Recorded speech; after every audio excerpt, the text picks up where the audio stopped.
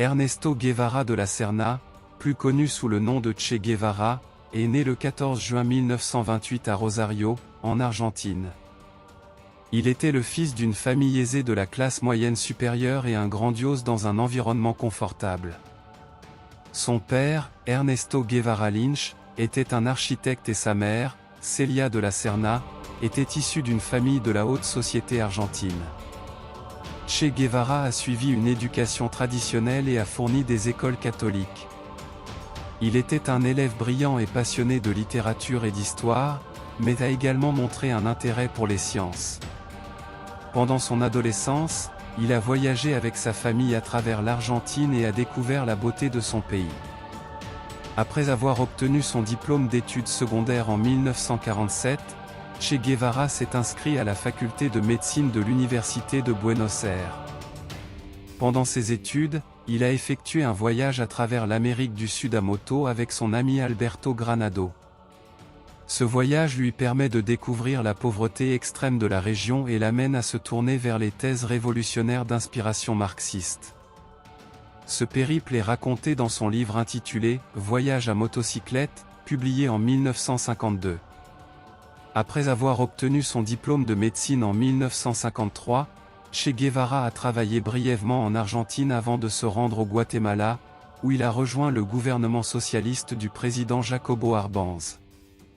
Cependant, le gouvernement a été renversé par un coup d'État soutenu par la CIA en 1954, et Che Guevara a fui le pays pour le Mexique. Au Mexique, Che Guevara a rencontré Fidel Castro et a rejoint le mouvement révolutionnaire cubain. Il est rapidement devenu l'un des principaux chefs militaires de la révolution et a joué un rôle clé dans la victoire du mouvement en 1959. Après la révolution cubaine, Che Guevara a continué à être un leader révolutionnaire et un fervent défenseur des idéaux socialistes et communistes jusqu'à sa mort en Bolivie en 1967.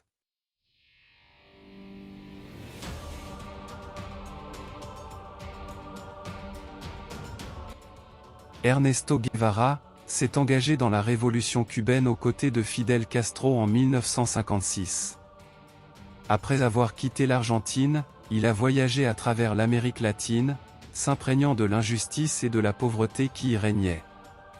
C'est au Mexique qu'il a rencontré Fidel Castro, qui préparait un groupe de révolutionnaires pour renverser le gouvernement cubain.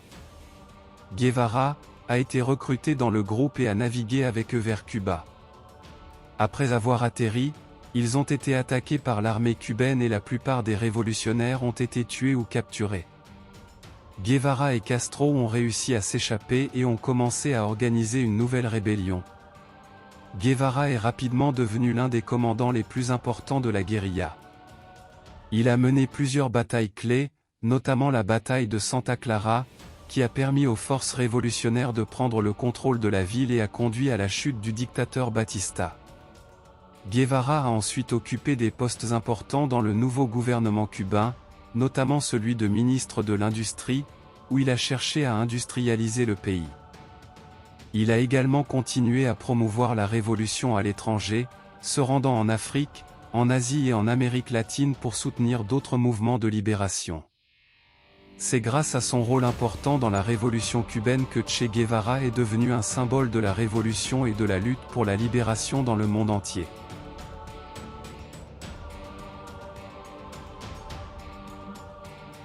Après la victoire de la révolution cubaine, Che Guevara en tant que ministre de l'Industrie de Cuba, il a supervisé une réforme agraire et l'industrialisation du pays. Il a également aidé à développer des programmes de santé et d'éducation pour les Cubains. Après avoir quitté Cuba en 1965, Che Guevara a poursuivi son engagement révolutionnaire en Afrique et en Amérique latine. En 1967, il est allé en Bolivie pour y former un groupe de guérilla. Cependant, ses efforts ont été rapidement contrecarrés par l'armée bolivienne, soutenue par la CIA. Le 8 octobre 1967, Che Guevara et ses hommes ont été encerclés par l'armée bolivienne dans la vallée de la Igra. Le lendemain, Che Guevara a été capturé et emmené dans une école voisine, où il a été interrogé et torturé. Le même jour, il a été exécuté par l'armée bolivienne, sur ordre de la CIA. sa mort a suscité une vague de protestations à travers le monde, faisant de lui une icône révolutionnaire. Le Che est devenu une figure emblématique de la révolution et de la lutte contre l'impérialisme, en particulier en Amérique latine. Sa pensée et son exemple ont influencé de nombreux mouvements de libération dans le monde entier.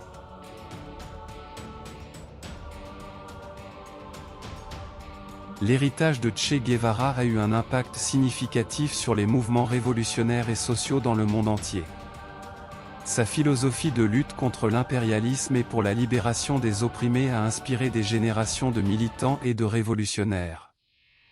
Sa vision de l'égalité, de la justice sociale et de la solidarité internationale continue d'être une source d'inspiration pour de nombreuses personnes à travers le monde. L'image de Che Guevara est également devenue un symbole culturel populaire. Sa célèbre photographie, Guerrillero Heroico, prise par Alberto Corda en 1960, est devenue l'une des images les plus reconnaissables et les plus reproduites du XXe siècle.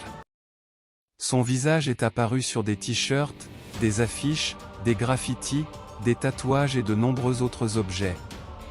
Son image est souvent utilisée pour représenter la rébellion, l'anti-impérialisme et la lutte pour les droits humains. Cependant, l'héritage de Che Guevara a également été contesté par certains. Certaines personnes critiquent sa vision révolutionnaire radicale et sa participation à des actions violentes. D'autres soulignent ses échecs, comme la guérilla ratée qu'il a menée en République démocratique du Congo en 1965. Dans l'ensemble, l'héritage de Che Guevara reste un sujet de débat et de controverse, mais il continue d'inspirer de nombreuses personnes à travers le monde à lutter pour un monde plus juste et égalitaire. Sa vie et sa mort ont inspiré également de nombreux artistes, musiciens, écrivains et cinéastes, faisant de lui une figure incontournable de l'histoire contemporaine.